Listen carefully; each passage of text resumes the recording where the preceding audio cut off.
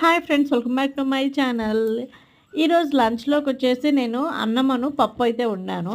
ఇప్పుడైతే అందరూ కొత్త ఆవకాయ వేసుకొని మంచిగా తింటూ ఉండుంటారు కదా. ఆ ఆవకాయ తినాలంటే కూడా అదృష్టం ఉండాలి. ఇంకా నాకైతే ఇక్కడ ఆవకాయ లేదు. అందుకని మా ఇంటి ఓనర్ రాజస్థాన్ స్పెషల్ పచ్చడి అయితే ఒకటి ఇచ్చింది.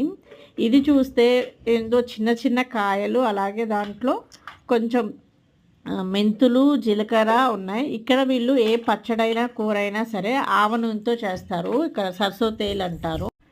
సరే ఒకసారి ట్రై చేద్దామని అయితే ప్లేట్లో వేసుకున్నాను. అసలు ఇవి ఏంటో తెలీదు, ఇది ఎలా చేస్తారో ఏంటో తెలీదు, కానీ హెల్దీ అని అయితే అర్థమవుతుంది.